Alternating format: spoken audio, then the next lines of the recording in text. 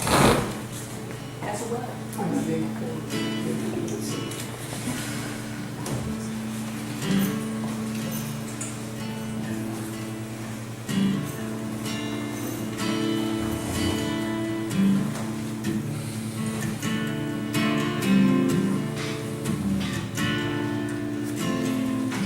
Broken hearts and broken wings, bring it all, everything, and bring the song you fear to sing. All is welcome here. And even if you broke your vow 1,000 times, come anyhow. We're stepping into the power of now, and all is welcome here.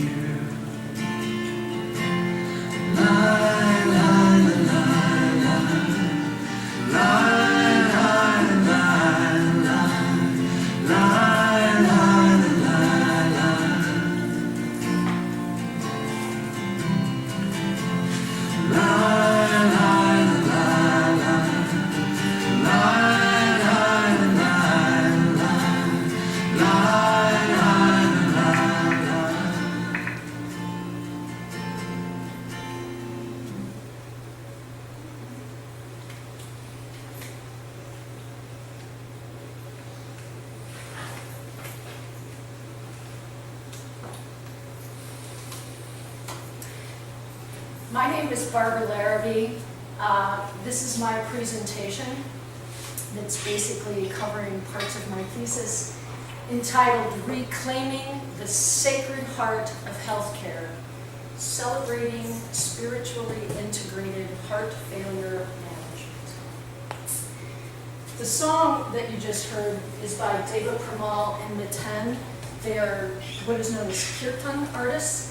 That music is in the public domain. If you Google Deva Premal, All Is Welcome Here, you can pull up that song. This first stanza is the very beginning of my thesis. Broken hearts and broken wings, bring it all, everything. Bring the song you fear to sing, all is welcome here. Even if you broke your vow 1,000 times, come anyhow. We're stepping into the power of now, and all is welcome here. And I chose this particular song, this particular stanza, because that's really what I wanted to say about my thesis. It doesn't matter where you are in the continuum of feelings or interaction with Western biomedical model in the United States, or where you are in the continuum of spirituality, whether you are living an intentionally devotional life, or you are strictly a materialist, or consider yourself an atheist, it doesn't matter. Because what I have to say to you can apply to everyone in any situation, and it's all welcome here. So I came to this partly because I've been in healthcare for a long time, and I've also considered myself to be a spiritual person, a spiritually living person for a really long time. But what I found is there are inherent successes and deficiencies in both the Western biomedical model and established spiritual belief systems. And it occurred to me that when something doesn't fit, but it's important, and you don't want to just get rid of it, you can recite it, or you create a new paradigm. So that's what I wanted to do. I wanted to do a little resizing and creating a new paradigm.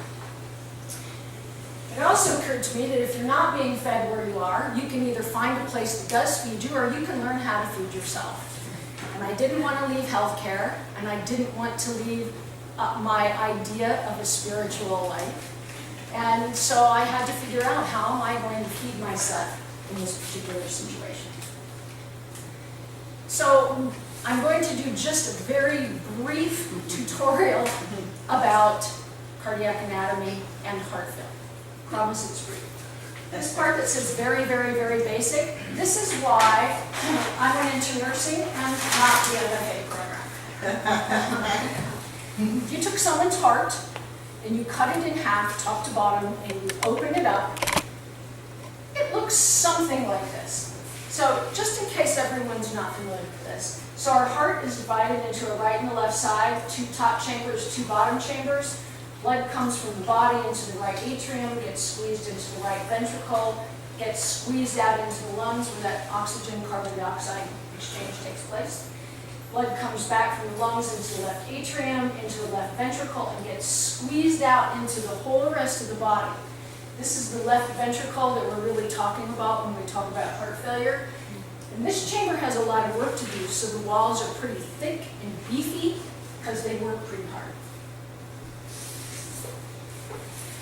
So my guess is that nobody in this room is prepared to offer me a very succinct, immediate definition of heart failure. So if you do, I'm going to follow. That's okay. Because here's the true definition of heart failure. It's a condition in which the heart's ability to supply the body with blood and nutrients is outweighed by the body's metabolic demands. This is important because it points out that not all heart failure is because there's something wrong with the person's heart. For example, people who do methamphetamine not infrequently show up in the emergency room with overt acute heart failure, and their heart is perfectly normal. But they've increased their metabolic demand so much that their heart really just can't keep up. Eventually, that does damage people's hearts. It's caused by problems with squeezing. So instead of squeezing really vigorously and uniformly to pump blood, the heart motion becomes something more like this. And that discrepancy is not an exaggeration. You can actually see that on heart ultrasound or echocardiogram. Or it can be a problem with thinning. So if this chamber gets thick and stiff and it doesn't expand very well, no matter how much blood flow is trying to come into this ventricle, it's only going to hold a certain amount. It's not going to hold anymore. It starts backing up, backs up into the left atrium, and then it backs up into the lungs, and people get very short breath. Also, valve problems can cause heart failure. Problems with any of these little circles, there are valves here, either not opening properly and allowing a sufficient amount of blood through, or not closing properly, so that when the chamber contracts, blood actually shoots back the opposite way, which decreases cardiac output. The primary symptoms of heart failure are shortness of breath, swelling, fatigue, weakness, eventually multiple organ dysfunction. Treatments include reversing the cause, like don't do meth, or treating coronary artery disease, those things. Reversing or slowing what's called ventricular remodeling, which is what happens when the heart cells mutate into cells that don't work very well anymore. That's what it's called. We do that with medications, which, by the way, we did not have at the beginning of my nursing career. So our ability to actually treat this disease is brand new in the last 30 years. We also use device therapy, implanted artificial heart pumps that are called ventricular assist devices, or ultimately with heart transplant, which is the cure for heart failure. It gives people a whole host of other things, but they don't have heart failure. So what's so unique about heart failure management that I would take the trouble to even talk about this? Well, one is the stakes are really high. You've got one heart, its job is to keep you alive. This is a really bad thing wrong with that heart. 50% of people diagnosed with heart failure still die within the first 5 years. And heart failure has a very unusual trajectory compared to other disease processes.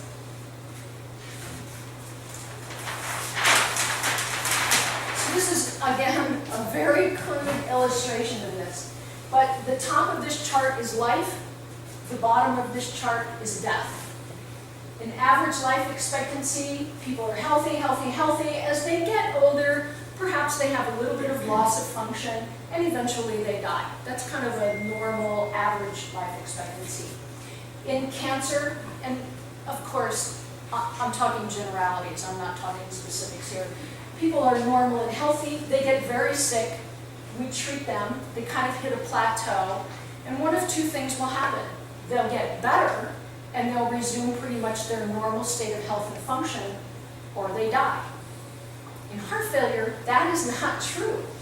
People are healthy, they take a big tumble, they often are very sick on presentation, which is part of the reason why 50% of people die in 5 years, because a lot of them die in the first week.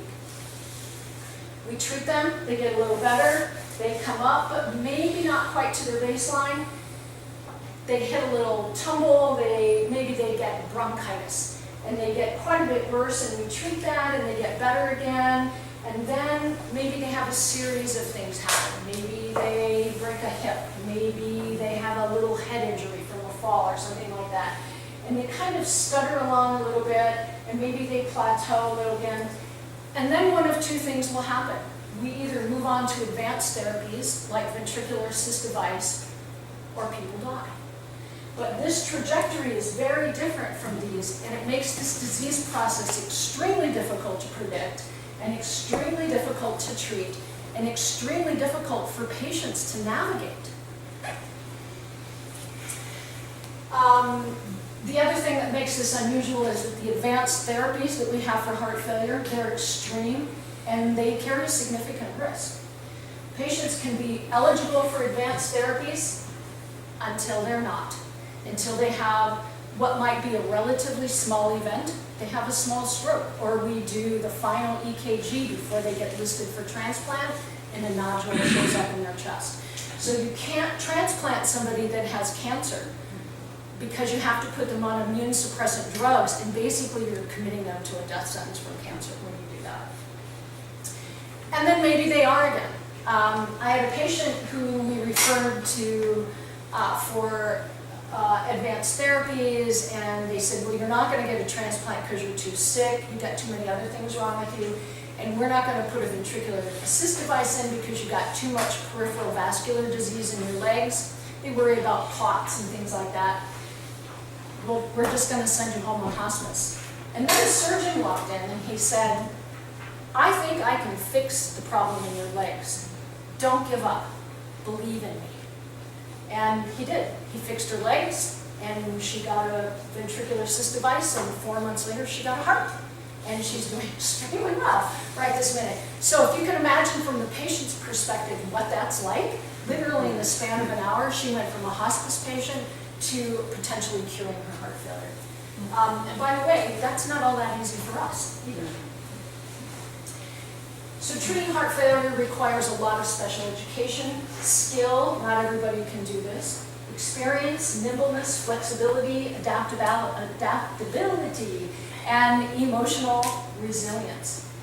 It's also helpful, a foundation of comfort with uncertainty, change, and death is required to maintain our stamina over a career, a 40 or 50-year career of treating people who have this highly unpredictable disease. But really, it's a lot about love. And love is the foundation that allows us to remain open-hearted and resilient in this situation where from day to day we really don't know what will happen with our patients. I had a patient in a heart failure class as we were talking about the anatomy and physiology of heart failure and going through all these grim statistics, and she stood up in the class and said, listen, the most important part of my heart isn't failing at all. The most important part of my heart is working just fine. And I use this now in every class I teach. So most of us are at least familiar with the term spirituality. But if I asked you right now for a definition of spirituality, it might be a little bit difficult for you to come up with something in a hurry. So as I was writing this paper, I decided that I was going to define spirituality for myself and for you within the context of my paper. So this is kind of what my definition looks like. Spirituality is things that are intangible, but they still have meaning.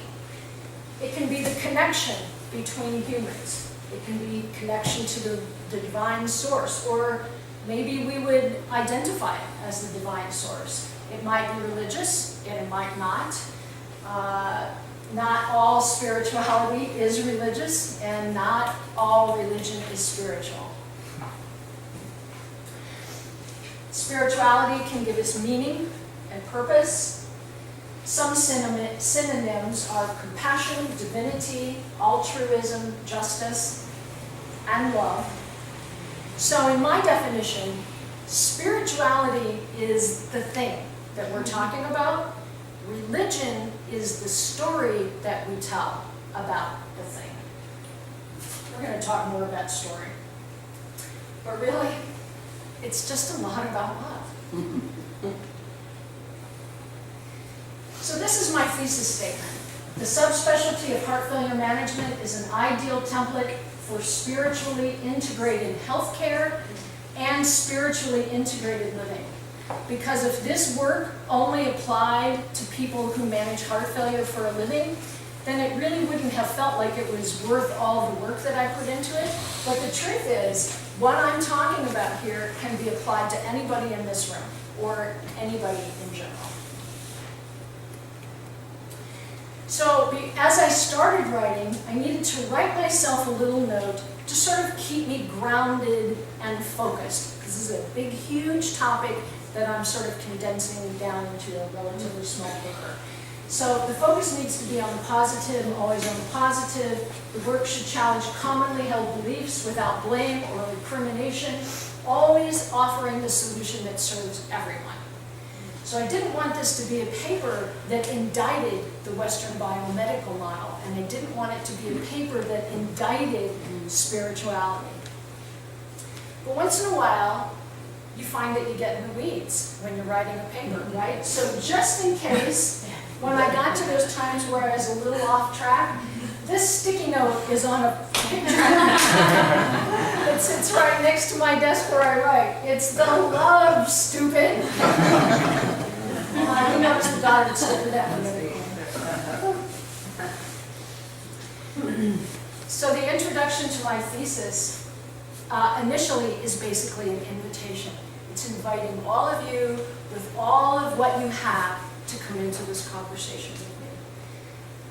What I would say to healthcare providers is we do not have to choose. We've been taught all our careers that if you want to be a good healthcare provider and you want to provide evidence-based care and best practices and all of that, you have to leave all that spiritual stuff, all your personal stuff, outside the exam room. And that is a lie. And we don't have to keep telling that lie. The next part is really about who I am and my location in the universe. You know, like middle-aged, well, I am still middle-aged. White living in the United States. And then I outline some of the core beliefs that have informed my work. Because I'm talking about some pretty intensely intimate and personal things here, and I think you all have a right to know what my biases are. So I just called those out. And then I described the layout of my thesis, which is essentially in 3 sections. And I'm going to talk more about those in just a minute. And there's a big discussion about the power of the stories that we tell. So I already sort of pointed out that, you know, in my paradigm, spirituality is the thing we're talking about. Religion is the story that we tell about that. And this is a big theme throughout my thesis because I'm really intrigued about those stories that we tell. So while you all are sitting here listening to me talk, you're telling yourself a story about what's happening in here. Maybe you like what you hear, maybe you don't, maybe you wish you could take a nap. Maybe you're thinking about your own presentation this afternoon, but there's some kind of story that's going on in your head. It's our internal conversation. And what's interesting to me about those internal conversations is that none of them is precisely the truth. So our stories can be beautiful and empowering and challenging and intriguing and a whole lot of things. And they can also be cruel and demeaning and mean and those kinds of things, but none of them is precisely the truth because it all gets filtered through us, through our personalities and our experience and our location in the universe and our cultural biases and all that stuff, and then we turn it into a story. And there's not something wrong with that. What I'm suggesting here is that if we're aware that we are telling a story that is maybe not 100% true, then we can make some decisions about what kind of story we want to tell, and whether that particular story really serves us very well. And of course, there's a section in here that says why it's really just about love. If we didn't do anything else and we just talked about what does it mean for us to love each other, really, as a verb, actively, every day, we could just forget the whole rest of it. So part one of my thesis, why spirituality and why heart failure management. There are 3 chapters in this section. Making the case for spiritually integrated healthcare. There's actually an abundance of research that spirituality, yes, does belong in the Western healthcare model. And then why heart failure management, why it's an ideal template for spiritual integration. So all of those things that I talked about in the beginning that make this hard for us as clinicians and providers of care to people with heart failure are all the reasons of why we need our spiritual base to be part of our practice. We need it to be able to keep doing this. And our patients need it from us. They need us to be humans. They need to connect with us. Patients tell me all the time, I will pray for you. Yes, do that. And I had one person who was dying, and she said, I promise, I will pray for you when I get there. Wow. And yeah, so that sunk right into the heart of my heart. And the 3rd chapter is, where is the evidence? So let's look again at why should we be doing this specifically in heart failure management. And again, there's plenty of evidence about why we should be doing that. Part 2, up close and personal, is exactly what it sounds like. This is the section where, any of you know Hanuman, the monkey god, who takes his chest and rips it open, and there is his beautiful heart and Sita and Ram, his parents, sitting inside. And that's kind of what I did here, is you know, I'm out there exposed, really, and showing you all my heart in this part. So this first chapter, God is in the waiting room, basically asks the question, how would we interact with one another? How would we interact with our patients if we believed that the person in front of us is a manifestation of the divine? And by the way, how would we interact with those people if we believed that about ourselves as well? That can change everything. The second chapter, managing heart failure when your tank is empty, or what do you do when the mojo isn't working? So this chapter was actually written for a pretty obvious reason, right? I'm in the middle of writing this humongous thesis on this topic that is my passion and pretty much my life's work to this point. And I kind of get to a point where I'm like, God, you know, I kind of got nothing right now. And what am I going to do? Because I have deadlines. I have a paper that's due in 3 days. And so this chapter really just says that. You know what? It happens to people. It kind of happens to all of us, no matter what profession you're in or how much you love it. You kind of hit this place where you're like, wow, like when did this happen? So this is my journey out of that, really. It's some details about my personal practice and some specific meditations that I did and some days that I spent in mindfulness and what my experiences are. And they will not be what your experiences are. The practices that I use or that work for me probably won't work for you because they are unique to me. But what my goal with this was to say, it's okay. You don't have to be afraid of this. And there's a way out, and you just use what you have. I'm going to show you how I use what I have, but you have your own tools.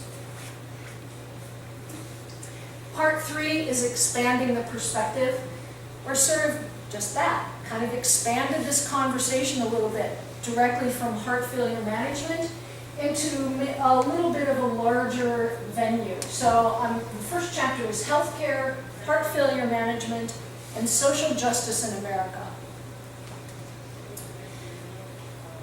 it was pointed out to me that this chapter really needs to be about love. I was a little tempted, you see, to make it about something else, talking about social justice in America right now. So this chapter really looks at things like wealth disparity in the United States and how that directly correlates to health disparities. And the idea that if we don't take care of people who can't care for themselves, we still pay. We can pay on the front end or we can pay on the back end, but we're still going to pay, and wealthy people are going to pay too. Because it costs money not to do the right thing. One of my certifications is in case management, and the credo of RN case management is the right care is the least expensive care. If you do it right the first time and you don't have to do it again or take care of a mess or something that got broken because you didn't do it right the first time, it's a lot less expensive. So if we need to talk about dollars and cents, we can do that, but we don't have to talk about dollars and cents. We can just talk about what's right. What's the right thing to do? And that, of course, has massive implications in healthcare, looking at the Tuskegee study and some things that the United States healthcare has done. But also within heart failure management.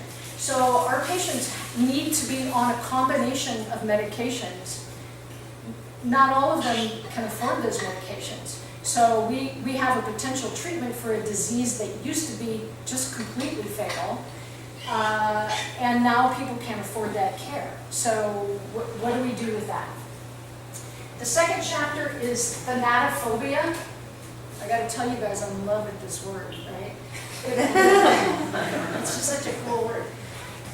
It's an unnatural fear of death. And so in this chapter, I really take a long time to look at our cultural and social relationship with death and dying. And not just physical, material death, but also ego death that ties into our insistence on eternal youth and eternal beauty and our resistance to any loss of function in any way. We just don't want to accept that. And that has created, it has helped to create a healthcare system that doesn't serve us and it's not sustainable. And one of the things I think we need to change is that we need to be talking about those things with people from the very beginning, not when they're sick and we just handed them a piece of paper that says, by the way, we think you're going to die of this. This is the number to call hospice. The final chapter in my thesis, Soul Naked and Unafraid, Final Thoughts on Spiritually Integrated Living. This is a chapter where I sort of looked back through the whole rest of my paper and found little bits that didn't really get addressed as well as I would like, or things that I kind of forgot, but it didn't feel right to go back and completely rewrite entire chapters.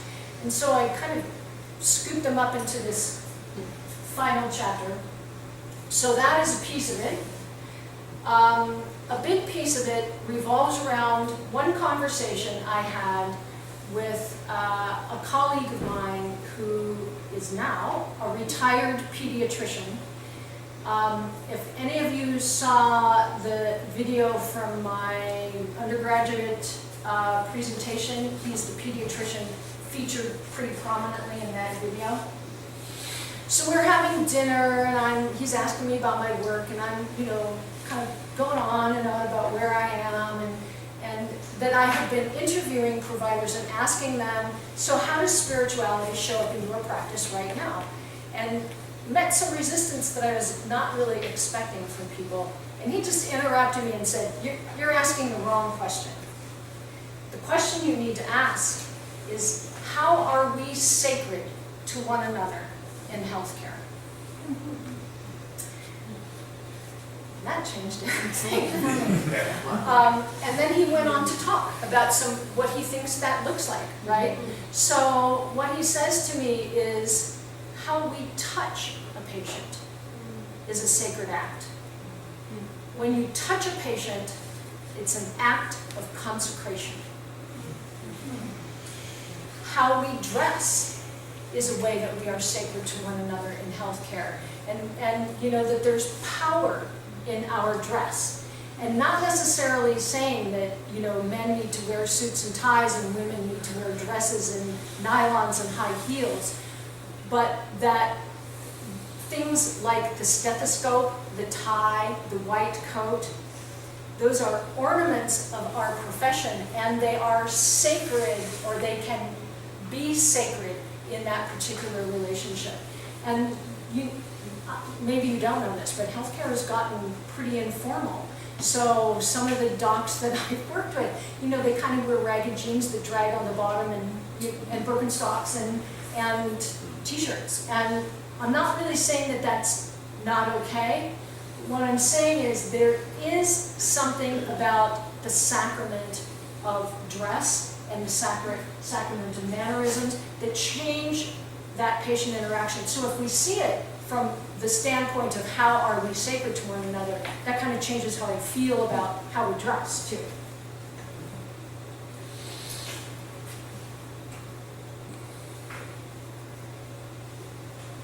So what do you do in your world to make it sacred? Because again, this is just about healthcare. All but like 2 of you can get up and leave.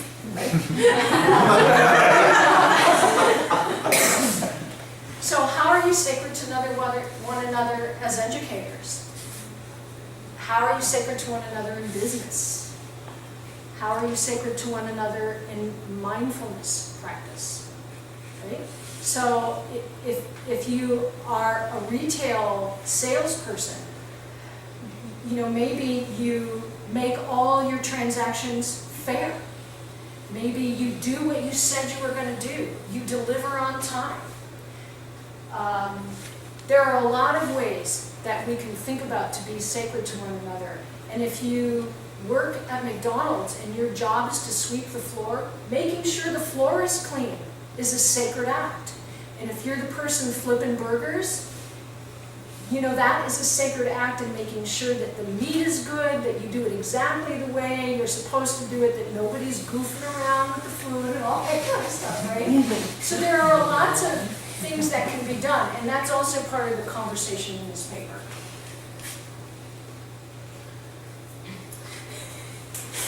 And then there's the afterward.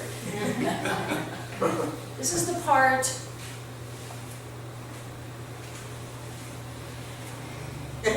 I didn't intend to write.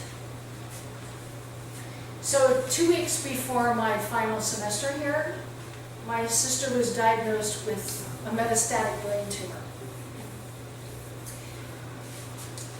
And she was admitted to, I'm sorry you guys, she was admitted to the neurotrauma ICU in Parkview Hospital in Fort Wayne, Indiana. So you know when we jokingly say things like, it's not brain surgery, okay? This is brain surgery that they're doing, okay? And we had a lot of time to sit and observe the care that my sister got and the care that other patients and other families received there in the hospital. And I sat back and went, holy smokes, they're doing it. They're doing it. Everything that I'm writing about in this paper, they're doing it right here. If they can do it in the neurotrauma ICU, which is kind of by definition the most technical unit in the hospital, we can do it. We can all do it. If they can do it there, we can do it in advanced heart failure clinics. Right? And you can do it too. Why we should pay attention to this? They deliver extremely good care. Their outcomes are extremely good. What I would like to do is find out who else is doing it. Because this was like a gem that I found in a most unexpected place and a most unexpected time. So I think there are other people who are doing it too. I'd like to hear from them. I would like us to talk to each other about this. Because the more conversation we have, the more permission those other people have to let go of the idea that we have to be one or the other, that we cannot safely combine these two things.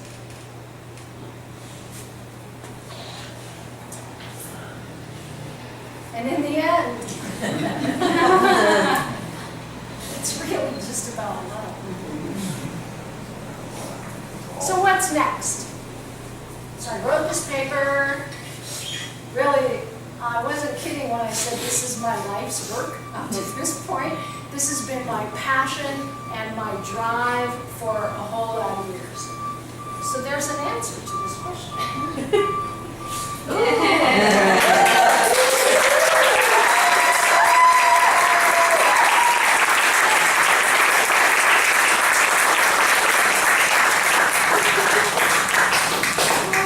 After a whole lot of editing, it's now good. And this was part of my learning process as well. On the advice of some published authors, I made a decision to self-publish for a couple of reasons. One person said to me, if you know what you want to say, don't be afraid to self-publish. And another reason is time. One of our previous cohorts has a book that she thought was ready to go, and she still is not out anywhere. And this is a year later. It needed to happen. So part of my learning process was, how do you do that? And the process of formatting a manuscript into a book form was something I really had not anticipated being quite so complex and taking quite so much time, but it's doable. It really is doable. I have a website, www.thesacredheartofhealthcare.com. My address, my email address, I love this, is barbara@thesacredheartofhealthcare.com. And there's also a Facebook page. I would love to hear from you. Yes or no, positive, negative, you stink, you know, I love it. I would still love to hear from you, so the invitation is open. Woo!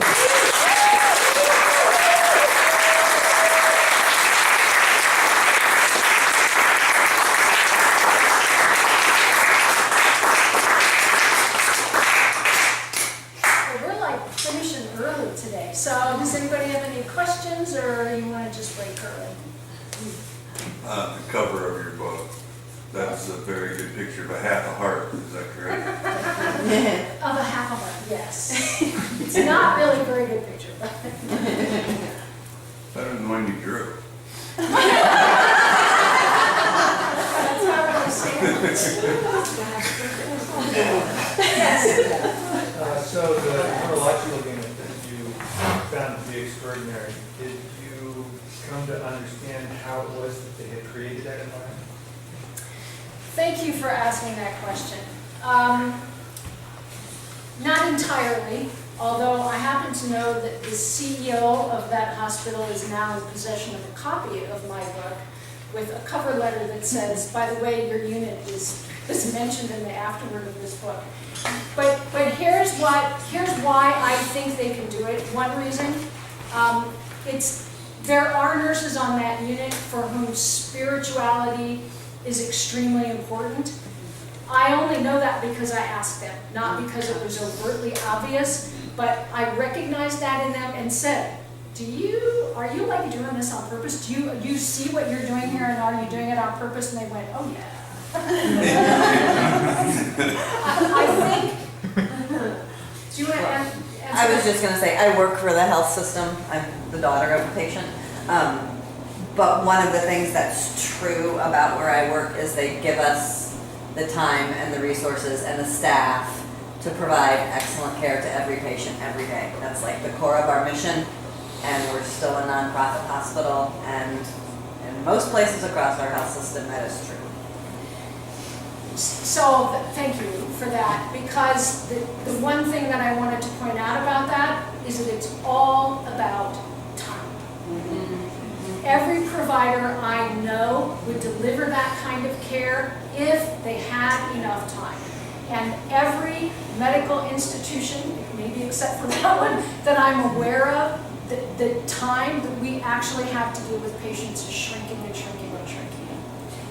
We're actually trained when we work in the hospital at My System to say to patients before we leave the room, is there anything else I can do for you? I have the time. Right, so as a patient, that feels pretty great. Yeah. Yeah, I would feel like really sick if someone said,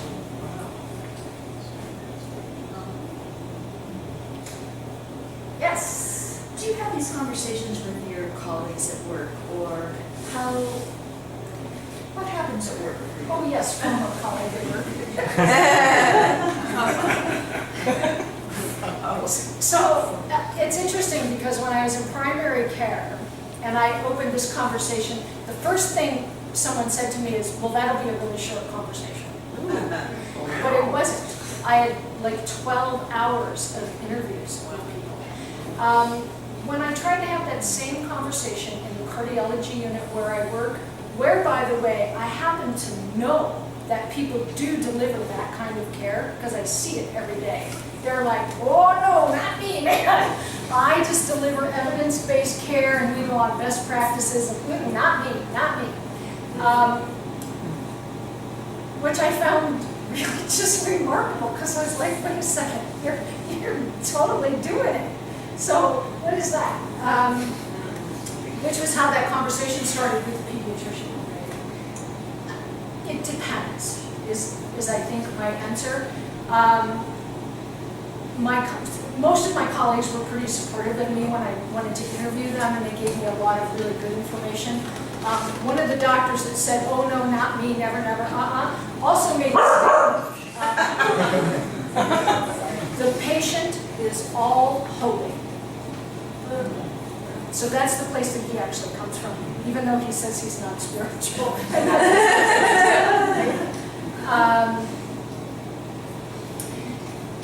I mentioned this to a doctor that does locums work for us, a doctor that I actually consider to be very good at what he does, and he burst into laughter and laughed way past the point at which it had become overtly rude, and past the point where I walked out of the room and into my office and closed the door.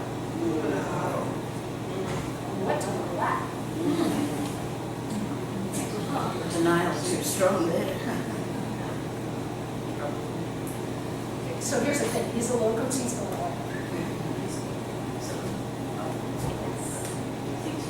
Yes, too much.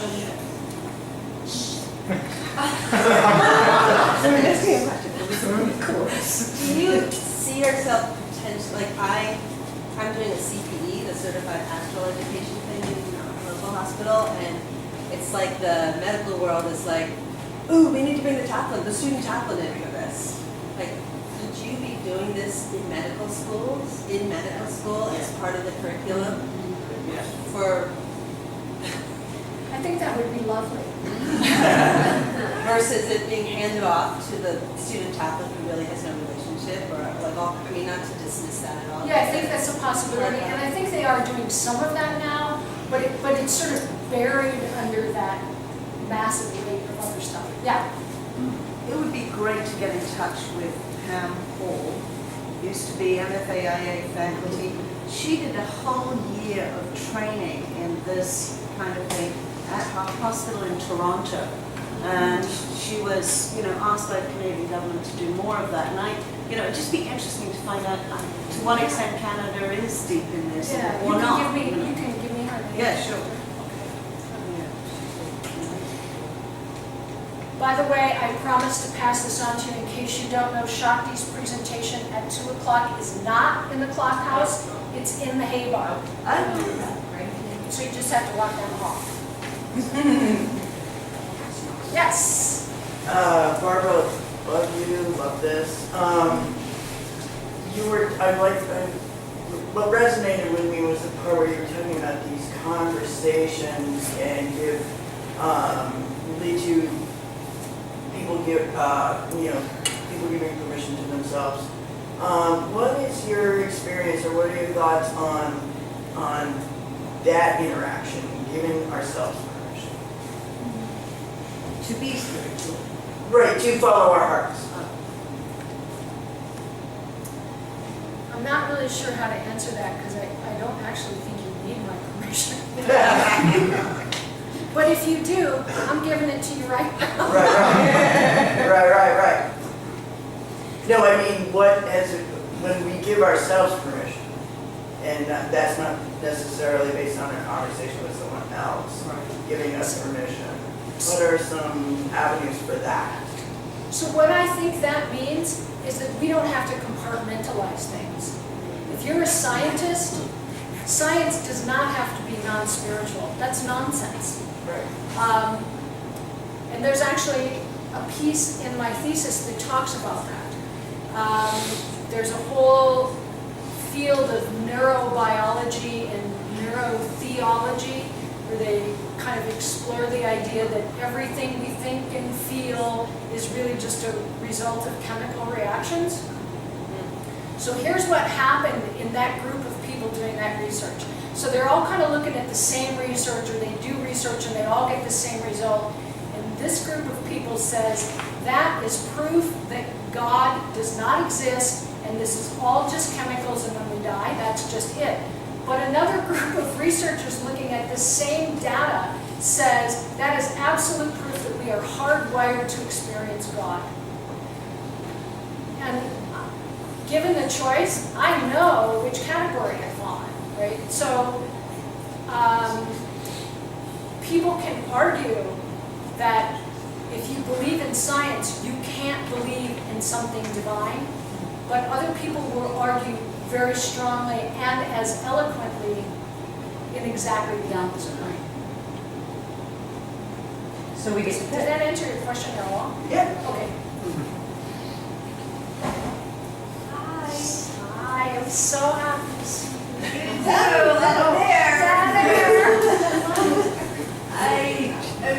just want to say this is so wonderful for the world and so important. And I had a question, just like the doctors who would, laugh in your face, are the ones who'd say like, no, we can't talk about things like that. Did you try like swapping words, leaving the word spiritual out and talking about compassion or love, or does anything work better than others? I think that it can. Uh-huh. I did not. So Yeah, and the other- also, right, is it just watering it down and forget swapping words? Yeah, the other thing that's important here is that most of those conversations are happening in the hallway, like while we're both on the way to go do something. So they were mostly short conversations. And I guess this is important to say too. When I encounter people where I say, like patients, is there a spiritual belief system that we should know about that might impact your care? And they say, nope. Then we're done talking about it. We're not going to talk about it again. But that person also knows now that if they want to, they can approach me about that. So the people go, stay away from me. That's okay. I can do that. But changing the words, yeah, that might hurt. Or maybe just waters the whole thing down and never mind. I'm just curious how much you played with that, if you got like pushback on some. Oh, can I take words that I can use in a sense to stand in for the values of what I mean by spiritual and use those words instead? You're going to help me with that part. Okay. Well, in your book, you talk a lot about compassion and love. Yes. Yes, we can talk about compassion as well. That's a little easier. Yeah. And the other technique that I use is I compliment people on the things that I think they do really well. So one of those people I mentioned is really, really good at having the end-of-life conversation and basically says, listen, cardiologists tend to have really big egos, and when our patients don't do well, we feel like we fail. And I don't want to feel like that about you, but I don't have anything else to offer you except to take really good care of you in the last part of your life. And that's a pretty good conversation. Let's do it. So, it doesn't have to be about God. Shocked would be mad at me if I was